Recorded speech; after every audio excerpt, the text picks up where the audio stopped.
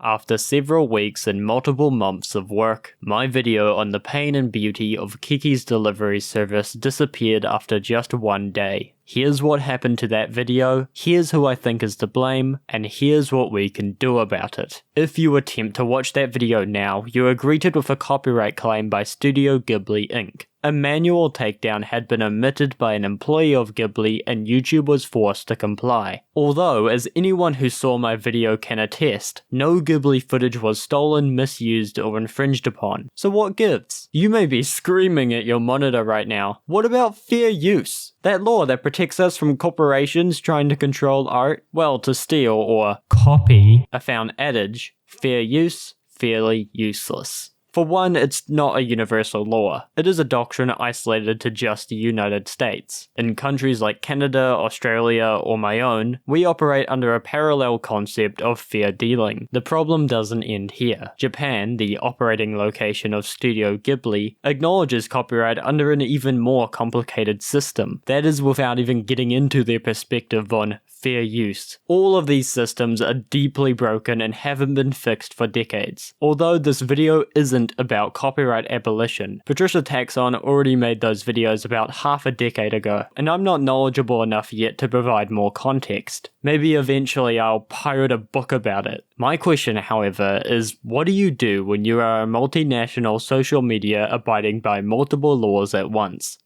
Fuck, shit, don't ask me, says YouTube. Logic tells me you ban the video in countries where fair use doesn't apply. That sucks, but I don't expect the laws to shape around me, even if they should. But consider this. The copyrighted material belongs under jurisdiction in the country of origin. YouTube, an American company, may operate under fair use law, even promoting that they counter based on fair use doctrines, but they are forced to obey under the original claimant. The closest I will ever see conservatives come to progressive ideology is blaming YouTube about fair use law, although they still got it wrong. Some things never change. Fair use is a legislative decision, and not short of reasons, including examples like mine, fair use is fairly useless, and anti-art. So, what are we gonna do about this? You are going to watch Patricia's videos on the subject. I'm not returning to this topic anytime soon. My goal at this stage is to drink a whole load of coffee and then go dump my camera into random pockets of overgrowth in search of mundane footage to replace old Ghibli media. It won't exactly be pretty, nor was it my artistic vision, but perhaps there is merit to moving through stagnant shots of wildlife in spite of mass corporations and legislative control of art.